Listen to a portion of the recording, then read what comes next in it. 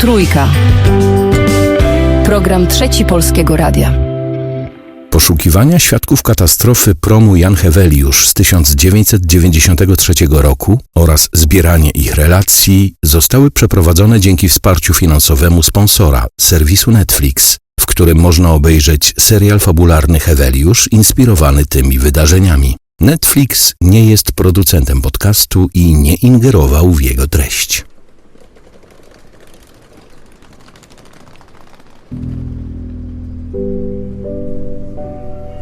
Pan dokąd płynie?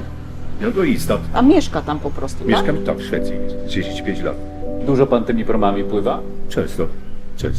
Robimy dokument o Heweliuszu. Pamięta pan tę tragedię? Pewnie, tak, wypłynąłem tam parę dni przed tym. Heweliusza?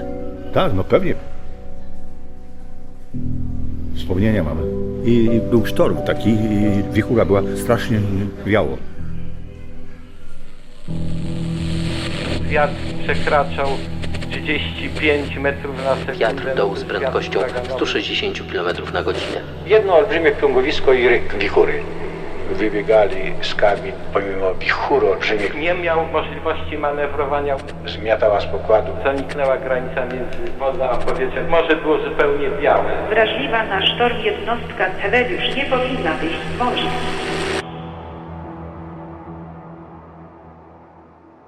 Wiatru nigdy nie lubiłam i do tej pory go nie lubię.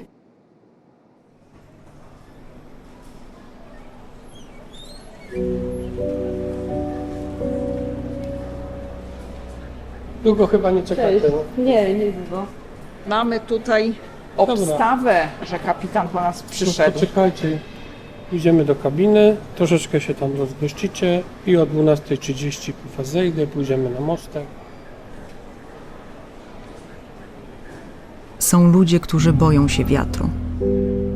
Ten lęk ma swoje przyczyny. Gdy nagrywamy te słowa, od największej powojennej katastrofy polskiego statku mija 12 000 dni. Wydarzyła się między Świnoujściem a szwedzkim Istad. To krótki szlak. W noc z 13 na 14 stycznia 1993 roku niemal w połowie tej trasy przewrócił się prom Jan Heweliusz. Na pokładach niósł ciężarówki, wagony kolejowe i ludzi. Tamtej nocy 65 osób. Przeżyło 9. Przyczyny katastrofy przez dekady analizowały izby morskie, dziennikarze śledczy, instytucje w Polsce i za granicą. Wciąż mnożą się teorie spiskowe, a białe plamy w historii zatonięcia nie pozwalają na jednoznaczną ocenę tego, co się zdarzyło. Nie chcieliśmy badać przyczyn tej katastrofy. Przez ostatnie miesiące rozmawialiśmy z ludźmi, którzy nie byli wysłuchani. Szukaliśmy też tych, którym nie pozwalano mówić i tych, o których zapomniano.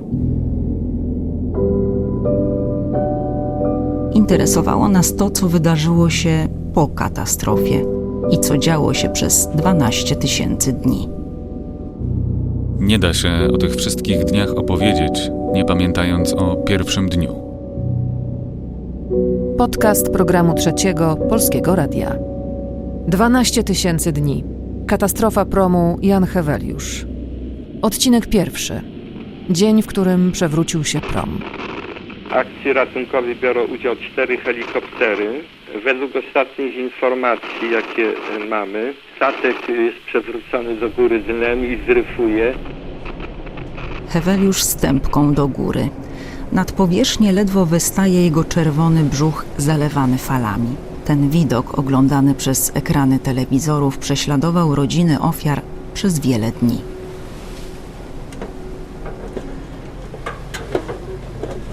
Dobrze, to ja pójdę pierwszy.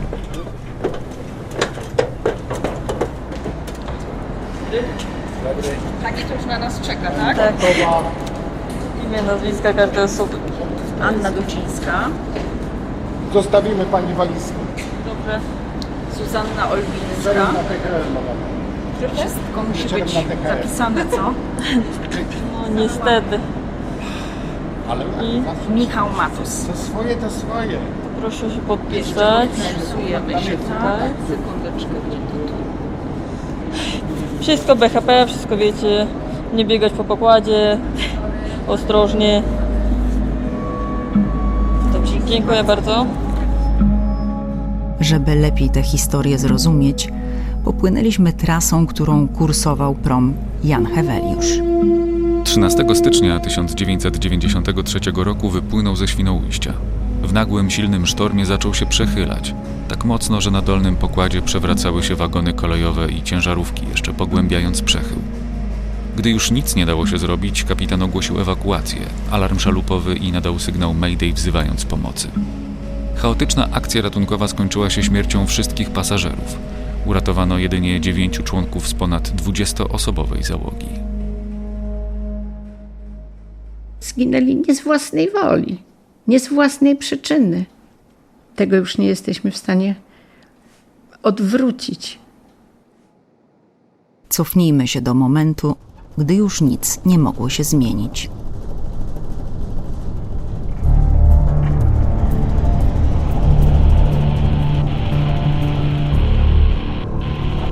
Chwileczkę, zaraz, bo tu lecą te leksy. Chwileczkę, tak? Aktualnie w tej chwili przyszedł telek do środka ratowniczego w Gdyni, tutaj do nas, informujący o zawieszeniu akcji poszukiwawczo-ratowniczej. Szanse w chwili obecnej na znalezienie kogokolwiek z rozbitków, z ciał lub z osób żywych są praktycznie żadne.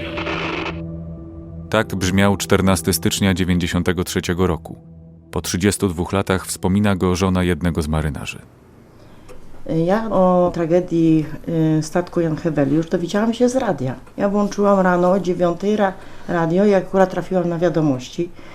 I pierwsza wiadomość była podana, że statek Jan Heweliusz dziś nad ranem zatonął i nikt się nie uratował. To była pierwsza wiadomość z radia. A już tam mąż był, tak? No i to był szok. Odruchowo wszystko robiłam tak, bo były dzieci. 3 dzieci było małych. No, moja to się dowiedziała dopiero o 19:30 na koniec wiadomości dziennika telewizyjnego. Żona mówi, wiadomość, koniec. I do speakera ktoś kartkę przynosi. Wiadomość z ostatnich chwil. Uratowany Bogdan Zakrzewski, kucharz. No to już żona mówi, że pół klatki przybiegło gratulować. To kucharz z Heweliusza, 12 000 dni po katastrofie. Dzień pierwszy. Na żywo śledzili dziennikarze Polskiego Radia i Radia Szczecin.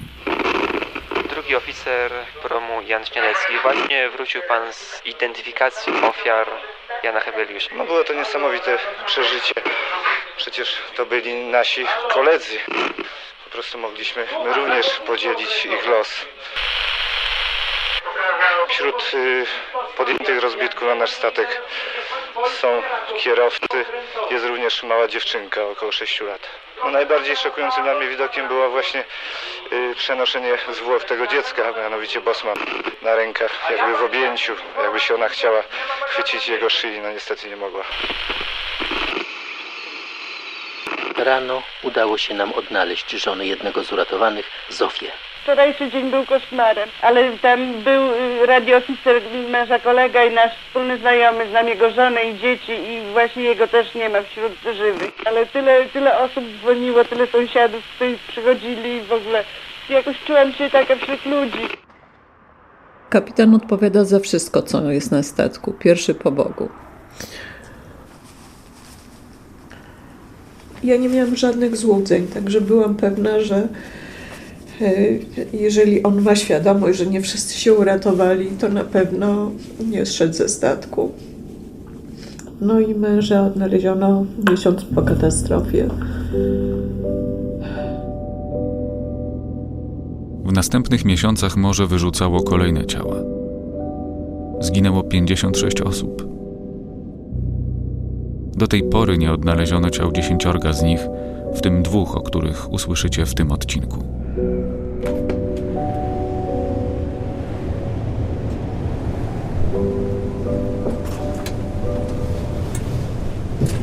Dzień dobry. Sam statek płynie. Trochę mu pomagam. Znajdujemy się teraz około 20 minut od boi Heweliusza.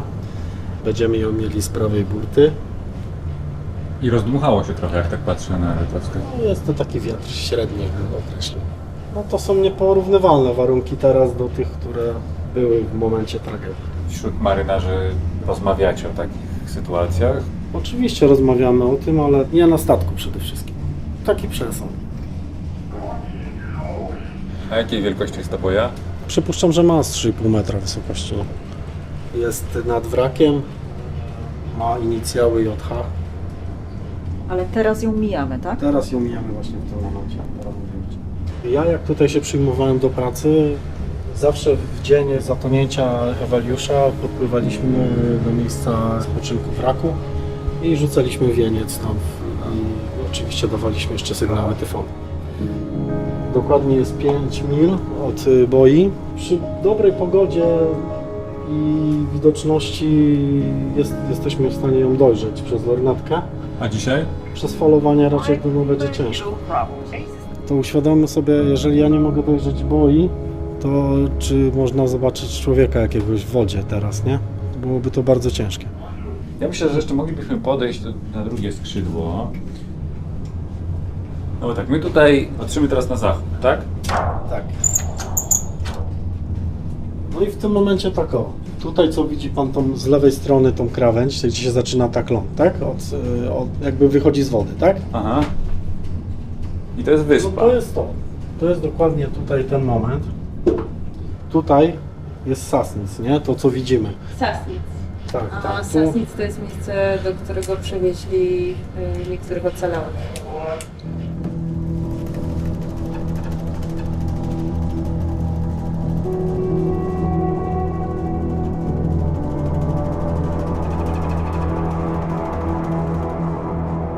Ostatnim uratowanym rozbitkiem był Jerzy Petruk. Ratownicy z niemieckiego śmigłowca wyciągnęli go na pokład swojej maszyny o 9:05.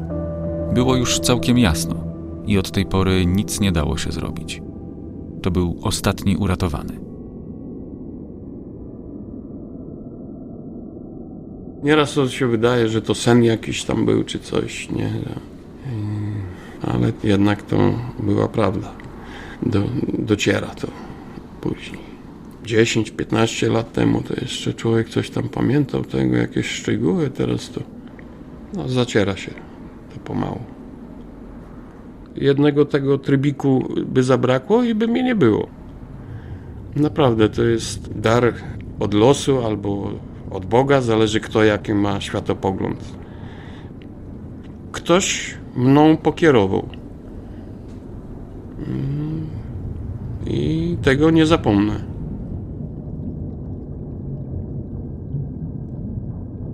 Ostatnie chwile, kiedy jeszcze coś mogło się zmienić, były przed godziną 5 nad ranem, 14 stycznia. O tej porze roku na Bałtyku jest czarna noc. Wydawało mi się, że tam jest bezpieczny, że go nic nie może spotkać. Nie dopuszczałam takiej myśli. Cofnijmy się. Do momentu, gdy koniec statku był już przesądzony, ale załoga i pasażerowie mogli jeszcze walczyć z losem o swoje życie. Nie była to równa walka.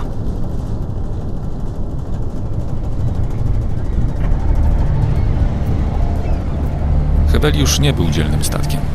Miał wysoką nadbudówkę i w silnym wietrze mocno się przechylał. W takich warunkach najlepiej płynąć pod wiatr, pod kątem, dziobem wcinać się w kolejne fale i nie dawać podmuchom przechylać statku. Problem w tym, że im mocniej wiało, tym bardziej Heweliusz odsuwał się od linii wiatru. Sam z siebie ustawiał bokiem do fal i do podmuchów. O takich statkach nie mówi się, że są dzielne. Kapitan próbował ratować prom. Używał sterów strumieniowych, z których najczęściej korzysta się przy nabrzeżu, by sprawnie manewrować w ciasnym porcie. Stery wciąż się wyłączały, jakby Heweliusz sam chciał się przewrócić. Ta fala była, statek chodził, ale to dla mnie to było w tym momencie normalny sztorm. No kto przewidział, że będzie coś więcej? To kucharz Bogdan Zakrzewski. Gdy spał, w tym czasie jeszcze przed katastrofą, statek musiał cały dygotać. Targany wiatrem, wstrząsany uderzeniami fal, wibrujący od pracy silników. Obudziłem się, jak był przechył na prawą burtę. Pozbierałem rzeczy, które pospadały ze stołu i położyłem się spać. To motorzysta Jerzy Petruk. Budziła go przy przechyłach przesuwająca się w kabinie i uderzająca w przedmioty skrzynka z wodą mineralną. A ja dalej spałem. Jak się przechył zrobił na moją burtę, dzwonek alarmowy. Komunikat kapitana, alarm opuszczenia statku ze względu na duży przechył. Marynarze często ćwiczą te procedury. Działają szybko, automatycznie. Pasażerowie, nawet jeśli usłyszeli dzwonek alarmowy, musieli być wolniejsi. Ale mógł on też nie zadzwonić. Słyszę alarm, no to zaczynam się ubierać. Była pogoda sztormowa przez tydzień czasu chyba, zimno, wietrznie, więc się ciepło ubrałem. Pasażerowie uciekali na burtę często w tym, co mieli na sobie. Część dobiegała tam w piżamach. Marynarze nie tylko wiedzieli, że trzeba się ciepło ubrać. W swoich kabinach mieli wtedy też ocieplane kombinezony, w workach. Worek złapałem, drzwi otworzyłem i patrzę, a już wszyscy wychodzą z kabiny. Ja byłem święcie przekonany, że niebezpieczeństwo minie i wrócę sobie z powrotem do swojej kabiny. Dlatego na przykład z uporem maniaka starałem się zamknąć drzwi, które musiałem podciągać do góry, żeby zamknąć je. Wcześniej był przechył na prawą, później na lewą i mówię tak, jak drzwi będą otwarte, moje rzeczy na korytarz wylecą i będę szukał później po całym korytarzu. I Jerzy Petruk, motorzysta siłujący się z drzwiami, i kucharz Bogdan Zakrzewski, idąc korytarzem, próbowali wciągnąć na siebie kombinezony. Miały dać ciepło i jak kamizelki unosić na wodzie. Były jednak posklejane w środku. Z trudem się w nie ubrali. Kierowcy mieli pod ręką tylko pasy ratunkowe. One uniosą człowieka na wodzie, ale nie dadzą ciepła. Idę w kierunku rufy. Po kolei, łącznikiem, bo już statek się kładł, więc już trzeba było pod górkę, żeby wyjść. A ta górka się coraz bardziej zwiększa. Bo to już był spory taki przechył, między 30 i 45 stopni powiedzmy. No już żeby wyjść, to już tak musiałem się mocniej odbić za poręcz i żeby wyjść na burtę. Dwóch kolegów rzucało pas ratowniczy, bryzgi wody zalewały, taki gumolit i to było śliskie, że nie było możliwości, żeby ktoś sam mógł się wydostać na zewnątrz. Myśmy weszli na burtę i czekamy. Statek przechyla się coraz bardziej. Nie było czasu na myślenie. Coś trzeba było robić. Że zatonie? No, takiej myśli nie miałem. Nie myślałem o tym. Kierowca był taki starszy pan. Jechał pierwszy raz statkiem. Pierwszy raz za granicę. Takim brązowawym garniturką. Pytał się, co z nami będzie. On, spokojnie. Jesteśmy, pomoc jest wezwana, przyleci helikopter i póki jesteśmy na burcie, to jesteśmy żywi. Dobrze. No i teraz no i nic. Czekamy.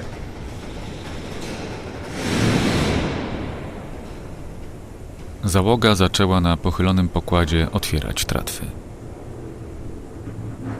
Mniej więcej w tym czasie usłyszałem łoskot spod pokładu. Prawdopodobnie urywały się łańcuchy, trzymały samochody, wagony kolejowe. Czyli już przechył się nie wyprostuje. Statek już leżał na burcie. Prosto mówiąc, chodziło się już po ścianie. I wtedy do mnie dotarło, że to już teraz nie ma odwrotu.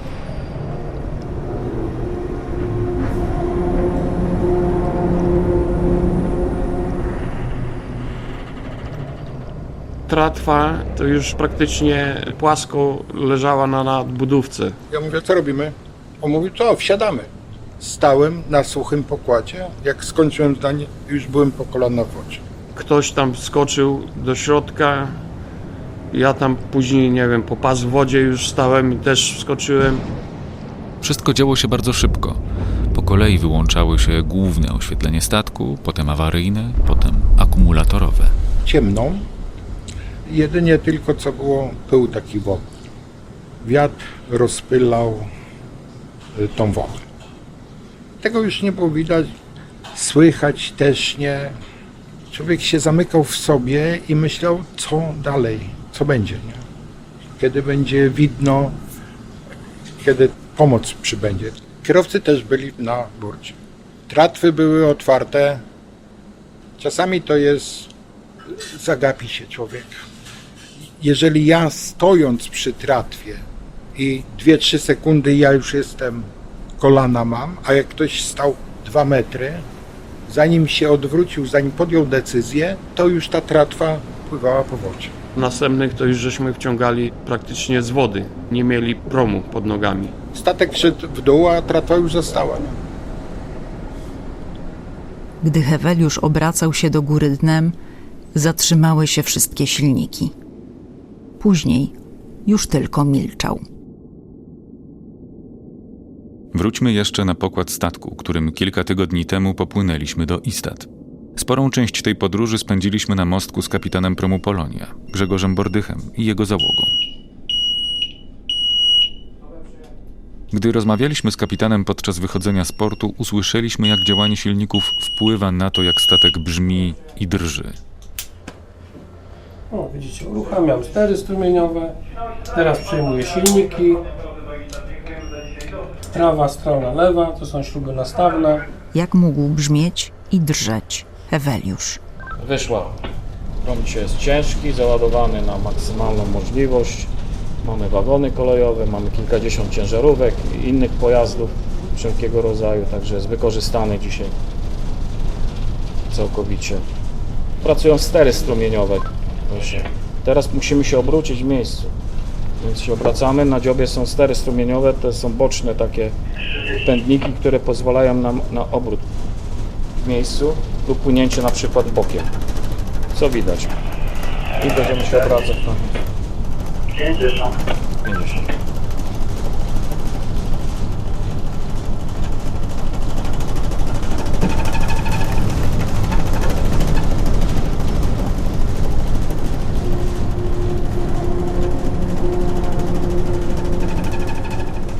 Był hałas ogromny. Zresztą jeszcze tam statek pracował, silniki czy coś, no to odgłosy jakieś tam były, a potem to ucichło. Wróćmy do opowieści Jerzego i Bogdana. Są na tratwie. Heweliusz milczy. Tylko docierały okrzyki ludzi, którzy znaleźli się w wodzie. A wtedy to trochę już więcej strachu. Szum, fal, pył, ciemno, myśli chodziły. Widać było tylko tam z innych tratew lampki i taki blask od księżyca. Nie wiem, czy księżyc był, czy światełko takie nikłe i to wszystko. No, czasami się też zastanawiam, czy można było coś zrobić więcej. W tratwie motorzysty i kucharza, marynarze i kierowcy siedzieli sobie na kolanach. W środku pływało pełno wody, a wszystkim kołysały fale. W innych tratwach było znacznie mniej osób, dlatego Bogdan Zakrzewski przesiadł się do drugiej, pływającej obok. Ja na tej tratwie próbowałem najpierw wodę wylać, bo tak mnie uczono. Próbowałem wylać takim kubkiem, może pół litra litrowym. No co z tego, wylałem 2-3, a 10 wiader mi z drugiej strony chlapnęło, wyrzuciłem, to mówię, to nie ma sensu. No ale to już tak staram się troszeczkę humorystycznie. Tak trochę już więcej wtedy miałem na tratwie strachu, to już tam się za przeproszeniem modliłem i prosiłem, momencik, bo teraz to mnie zatkało. Prosiłem teściową, jej matkę, ona wcześniej zmarła, żeby mnie po prostu nie zabrali. Nie. No dobrze. Momencik. Ja się muszę spiąć. Ja po prostu się modliłem do nich, żeby miałem je w opiece. Miałem do kogo wracać. No ale widocznie nie chciały mnie tam u siebie, nie?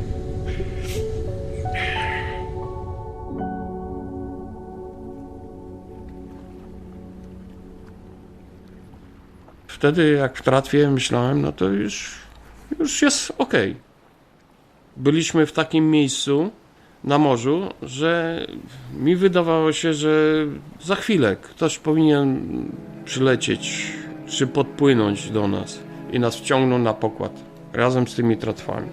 Bo to nie jest jakiś tam Pacyfik, że daleko, tylko to jest Bałtyk, to jest wszędzie blisko. Polska, Niemcy, Dania, Szwecja. Wszędzie jest blisko do nas. Tam po jakimś czasie dopiero usłyszeliśmy, że śmigłowce nadlatują. No to wtedy już mówię, no to już zaraz nas tutaj powyciągają. Helikopter już przyleciał. To jest naprawdę duży zastrzyk takiej energii, ciepła, wszystkiego. No i nic. Ja byłem pewny, że jak przyleci helikopter, to tak jak nas uczono, że zejdzie ratownik. Na dół, żeby pomóc tym rozbitkom się ratować. Wtedy Niemcy nie schodzili. Oni zrzucają tylko pas. Jesteś silny, to się ratujesz. Jeszcze tak nieszczęśliwie ta lina została podana. Zahaczono o sąsiednią tratwę koło nas. Przewróciło naszą tratwę, czyli postawiło nasz tort, no ale to oni ciągną do góry. Wypadły dwie osoby. Jedną z tych osób to był kucharz, który przedostał się do naszej tratwy. Jak ja to zrobiłem? Niech mnie pan nawet nie pyta, bo ja nawet nie wiem. Ja tylko mogę powiedzieć, ja ze strachu, ja widziałem tą tratwę, złapałem się, pomóżcie, nie? Tam się oparłem, wciągnęli. To z powrotem. Przestały te śmigłowce nad nami latać. No liczyłem, że może ratują inne osoby. W 1995 roku Dziennik Bałtycki cytował raport niemieckich ratowników i słowa załogi jednego ze śmigłowców. Dwie uratowane osoby czują się źle. Wiemy z naszego szkolenia, że będąc w takim stanie potrzebują szybkiej, fachowej pomocy medycznej. Oficer dowodzący musi zdecydować pomiędzy szansą odnalezienia pozostałych ofiar, nie mając jednocześnie żadnych danych na temat szans ich wyratowania, a ryzykiem śmierci dwóch pozostających na pokładzie. W końcu podejmuje jedną z najtrudniejszych decyzji w swoim życiu. Kończymy nasze poszukiwania i przewozimy tę dwójkę. Powoli się rozwidniało i widziałem jakieś światła statku. Mówię, no to statek jak już przypłynie, no to już będzie na pewno akcja taka, że nas wyciągną. No i statek ratowniczy z siatką ratowniczą podpłynął. Ona jest wyrzucona za burtę. No i nic. Wszystko pracuje, nie? Lewa, prawa. Statek pracuje, tratwa pracuje. Złapałem za siatkę. Mocniejszy przechył. Ja wyleciałem z tratwy na tą siatkę, z powrotem pod wodę i na wodę. Niemiec już rękę wyciąga komu. A ja mam do niego może tyle co do pani. Metr, półtora. Kom. Ja idę. No co tam? Jedno oczko nogę, druga się ześliznęła i wpadła mi między oczka siatki. Nie mógł się wydostać. Próbowali podciągać tą siatkę do góry ratownicy, ale była zahaczona. Ja nie mogę wyciągnąć nogi. Statek dalej pracuje. Wtedy byłem jak w pralce, a raz byłem pod wodą, a raz na wodę. Pod wodą, na wodę. W tym samym czasie tratwa Jerzego Petruka przywiązana do statku podskakiwała niebezpiecznie na fali. Targało nami góra-dół, tak jedną stroną tratwy, prawie pionowo do góry i potem żeśmy spadali. Stwierdzili chyba, że nie dają rady i odcięli tratwę, żeby helikopter resztę ratował. No i teraz chodź, a ja nie mogę wejść. Co myślę, o nie, ja wam tutaj nie odpadnę. Tyle przeżyłem, to ja dalej nie odpadnę. Podłożyłem ręce pod siatkę, przycisnąłem się i sobie myślałem, a płyńcie ze mną do portu. Ja się nie puszczę, dosłownie. Zaczęli wyciągać tą siatkę, przykryli mnie tą siatką, dociągnęli mnie do góry. Już tylko ten krok mi brakuje, nie? Udało się wtedy tego Bogdana wciągnąć na pokład. Złapali za nogi, jak worek kartofli na samochód. Rzucili. To na czworakach zasuwam, stół obok, a tam stał ekspres do kawy. Jak ta kawy by się człowiek wtedy napił. Wtedy pomyślałem właśnie przy tym statku, że jeżeli sami się nie uratujemy, to nam nikt nie pomoże. Że musimy sami. Statek odpłynął do Sasnic. Ratownicy wyciągnęli z wody kolejnych ludzi, już nieżywych. Rozbitkowie w tratwach czekali na śmigłowce. I wtedy w tratwie było nas czterech żyjących. Na dnie tratwy leżały już zwłoki. Została nas ta 4. Z tych 4 marynarzy jeden był skrajnie wyziębiony. Nie dawał oznak funkcjonalności. Z tego wejścia od namiotu tak zawinąłem jego głowę, żeby nie wiało mu po tej głowie. Posadziłem sobie na kolanach i on już tak bezwładnie siedział.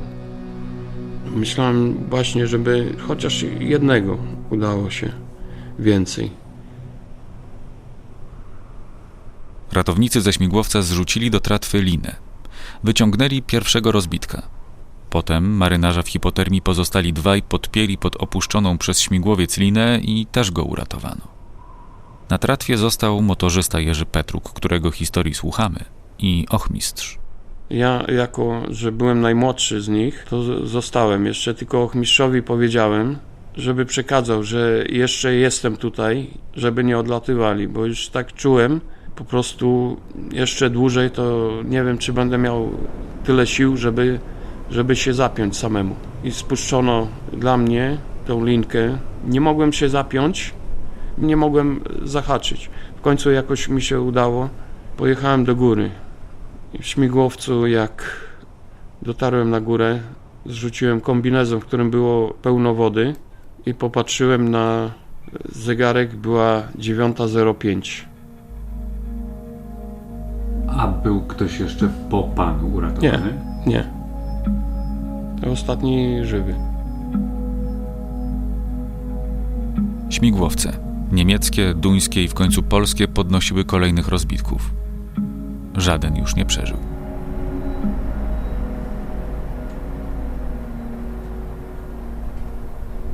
Te ofiary są niepotrzebne.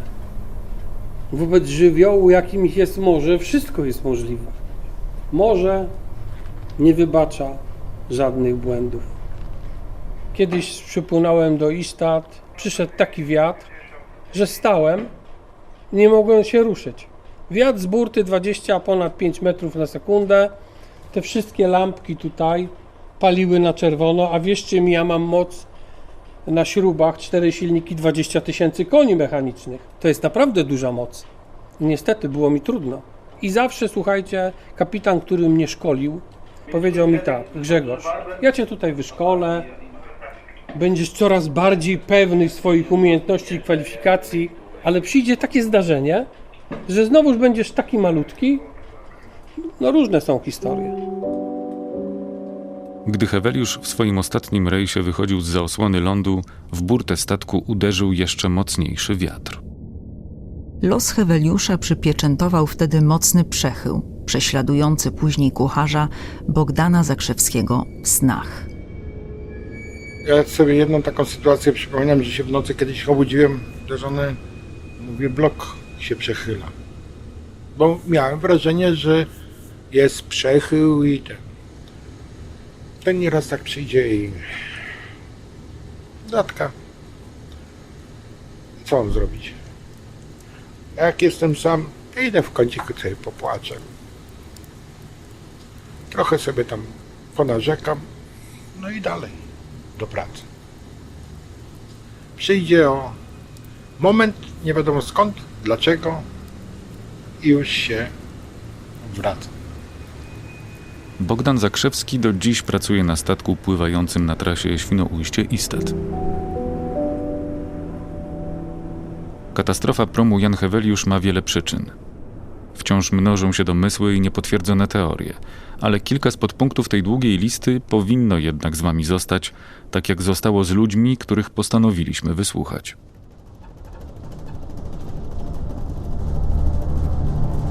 Wróćmy w tej historii do momentu, w którym jeszcze nic nie było przesądzone. Gdy prom Jan Heweliusz czekał w porcie w Świnoujściu. Już wtedy wiadomo było o kilku faktach, które później dały o sobie znać na Bałtyku i które ostatecznie zsumowane ze zdarzeniami z ostatniego rejsu Heweliusza złożyły się na wynik, o którym opowiadamy po 12 000 dni. Zanim Heweliusz wyszedł w morze, czekał. Czekał, bo naprawiano uszkodzone nieszczelne wrota, przez które na pokład wjeżdżały wagony i auta. To mogła być jedna z przyczyn. Mąż mi powiedział, że statek... On dzwonił. On zadzwonił do mnie, tak, proszę pani? Wcześniej do mnie zadzwonił. Nie całą dobę, że jest niebezpiecznie. Mieliśmy kolizję Wistat i teraz spawają furtę. Przy większej fali może nas zaleć. Wcześniej do mnie zadzwonił. To była prawda. Heweliusz czekał w Świnoujściu na naprawę. I nawet jeśli po niej furta byłaby w idealnym stanie, to i tak Heweliusz miał za sobą awarię, której remont zmniejszał jego szanse w starciu ze sztormem. To kolejny podpunkt z listy potencjalnych przyczyn. Tą awarią był pożar, niecałe 7 lat wcześniej, a remont to wylanie na powyginany pokład około 60 ton betonu. Przez to Heweliusz mocniej bujał się na falach i łatwiej przechylał się w silnym wietrze.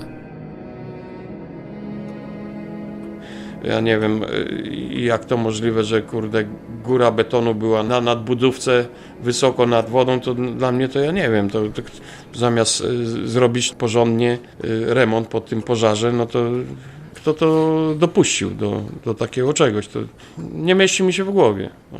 Ale to się dowiedziałem o tym dopiero po iluś tam latach. Wylany na pokład beton pogłębił wcześniejsze problemy ze statecznością. Heweliusz kładł się na boku w porcie. Tak wygląda prom, który w Świnoujściu miał pierwszą wywrotkę. To jest drugie. To jest druga wywrotka. Tu jest moment podnoszenia promu. Ja to dostałam od ludzi, którzy mi to przynieśli po katastrofie. Bo to było wcześniej. No on leży po prostu na burcie. Tu jest oparty o keję. I to nie jest ta sama sytuacja. Nie, tam są 3 sytuacje. Heweliuszowi daleko było do ideału. A to, co wydarzyło się w nocy z 13 na 14 stycznia, zostawiało bardzo wąski margines na wady i błędy. Decydujące mogło być też 2-godzinne opóźnienie. Prom wyszedł o godzinie 23:30 z ładunkiem 10 wagonów, 29 samochodów, załoga 29 osób, 2 pasażerki i 34 kierowców, z tym, że kilku kierowców było z osobami towarzyszącymi. Kierowcy są różni, i polscy, i szwedzcy, i niemieccy, różnej narodowości. To kolejny fragment z archiwów Radia Szczecin. W tej audycji nie padły konkretne nazwiska, ale wiemy, że wśród kierowców na Heweliuszu jest Bo Carlson, który wprawdzie miał płynąć kolejnym promem, ale zdążył w ostatniej chwili na opóźnionego Heweliusza. Spieszy się do żony i córek w Szwecji. Wsiadają też mimo planów płynięcia późniejszym kursem Dymitr Wasić z partnerką Małgorzatą i ich 4-letnia córka. Na pokładzie płynącego już Heweliusza z Bogdanem Zakrzewskim kucharzem i motorzystą Jerzym Petrukiem pracuje też Leszek Pyciński, radiooficer, choć to wcale nie miała być jego zmiana. Pogoda była niezła, kapitan Silesi wyszedł pół godziny wcześniej i podaje, że wiatr był gdzieś w granicach 5 stopni według skali Beauforta. Prognoza była 8 do 10. Prognoza nie przewidywała huraganu. To kolejne przyczyny z listy. Zła prognoza i przerażająco silny wiatr. Pan płynął na Koperniku wtedy, kiedy Heweliusz się przechylał. Tak, na mostku byłem wtedy. Drugim oficerem byłem. Świadkiem byłem tego wszystkiego, ale takim tylko z odsłuchu. Chwilę wcześniej się mijaliśmy i jakoś tak to niefortunnie popłynęli. Mimo że wiedzieli, przynajmniej oficer wiedział, że jest piekło. Tam jak się za Arkony wypłynie do góry w stronę Szwecji, że tu jest piekło, bo my żeśmy im wcześniej to mówili. Znaczy ja mówiłem to temu oficerowi, który był na wachcie. Piekło, czyli huragan o wyjątkowej sile. A wtedy pamiętam do marynarza wachtowego powiedziałem, że dziwna rzecz, bo mgła tam przed nami jest. Idzie mgła z zachodu, bo to wyglądało jak ściana mgły. 7 wieje i mgła. No ale jak to już przyszło do nas, to okazało się, że to nie mgła, tylko pył wodny. Po prostu szedł czoło tego huraganu. I to było do takiej wysokości, że wody nie było widać w dół. A z daleka to wyglądało, że to jest mgła. Za tym czołem zaczęły pojawiać fale. I normalnie jak jest sztorm, to się widzi nadchodzącą dużą falę, którąś tam. A w tej mgle to nie wiadomo było w którym momencie to przyłoży. Jak one są długie, jak wysokie, no po prostu waliło. To było takie nietypowe i trochę straszne, nie? W tym momencie. Problemy ze statecznością, wadliwy remont, awarie systemu balastowego, naprawiana na szybko furta rufowa, prognoza, która zapowiadała pogodę, w której da się pływać, huragan o sile przekraczającej skalę Beauforta, a może i niewielki statek na kursie kolizyjnym, zmuszający kapitana Heweliusza do gwałtownego skrętu i przejścia linii wiatru. Potwierdzone fakty i przekonująca teoria, której prawdziwości chyba nigdy nie uda się zweryfikować. Heweliusz się przewracał. Kapitan ogłosił alarm szalupowy i nadał sygnał Mayday. Pamiętam, no bo to nawet było takie, że nasz kapitan mu zasugerował, jak tam rady mu dawał, co zrobić, żeby się podnieść z przechyłu. Mówił, że już to robił i nic nie ma, no to mu powiedział, żeby wołał Mayday. No to pamiętam, tak. A nawet dzisiaj odsłuchiwałem z YouTube'a to nagranie. Odtworzył to pan kapitan tutaj? Tak, bo zaraz, gdzie to było? O, i teraz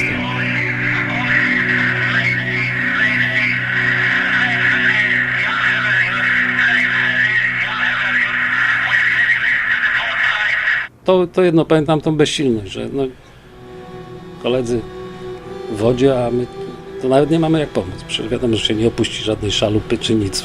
Jak są fale 5, 6, 7 metrowe, no to po to, żeby siebie zabić, no to i tylko taka nadzieja, że kogoś uratują, ale to tak, mówię, no, to cud w ogóle, że kogoś tam uratowali wtedy. Przeszliśmy przez najważniejsze momenty dnia, w którym wywrócił się prom Jan Heweliusz. Zaczęliśmy na samym końcu tej tragicznej doby. Potem był krok w tył i próba zrozumienia sytuacji ludzi walczących o swoje życie. Potem znowu się cofnęliśmy, by zmierzyć się z przyczynami zatonięcia promu. Teraz czas, by zrobić jeszcze jeden, ostatni krok wstecz w tej historii. Prom Heweliusz nadal stoi w porcie. Cieśla okrętowy Mieczysław Ostrzyniewski namawia w Gdyni swoją żonę, by zawiozła go na autobus. Ten, którym pojedzie do Świnoujścia, do pracy na statku. No, to była zima stulecia. Tak było ślisko, my tu byliśmy zasypani, tu nie było drogi jeszcze. Ja już tu na tej krzyżówce 2 razy się okręciłam naokoło, bo to była ślizgawica, to był lód. Nie byłam w stanie dalej jechać.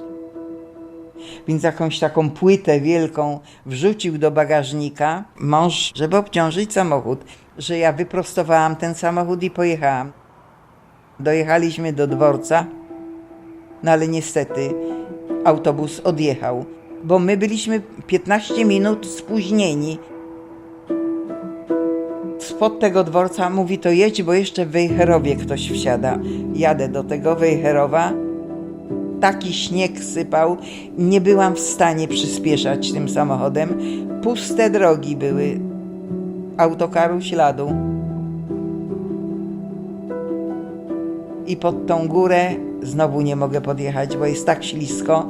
I ja się zatrzymałam i ja mówię, słuchaj, wracamy do domu, nie jedziesz. Nie, on jedzie. I jak ja się zatrzymałam na poboczu troszkę, to przejeżdżał drugi samochód na niemieckich rejestracjach I ten facet się zatrzymał, bo myślał, że my potrzebujemy pomocy jakiejś. A ja mówię, nie, ja wyrzucam męża, bo nie chcę go już wieźć, a on będzie czekał tu na okazję. Ja już byłam tak wściekła, że ja mówię, jedź.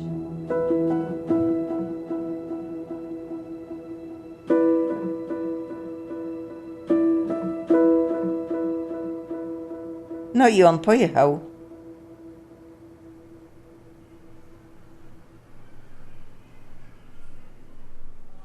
Styczniowy poranek 93 roku. Do Świnoujścia pewnie z 300 kilometrów.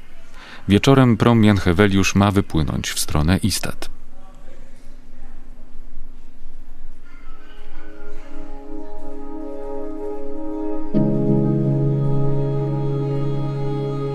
Dwanaście 000 dni.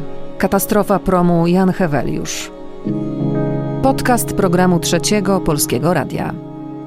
W odcinku pierwszym wysłuchaliśmy Teresy Pycińskiej, Jolanty Ułasiewicz, Krystyny Ostrzyniewskiej, Jerzego Petruka, Bogdana Zakrzewskiego, kapitana Zbigniewa Bielewskiego, kapitana Grzegorza Bordycha i członków jego załogi. Podcast przygotowali Anna Dudzińska i Michał Matus przy współpracy Zuzanny Olbińskiej. Muzyka Mariusz Ostański. Realizacja dźwięku Michał Czajkowski. Konsultacja Bartosz Panek. Wykorzystano archiwa Polskiego Radia i Polskiego Radia Szczecin.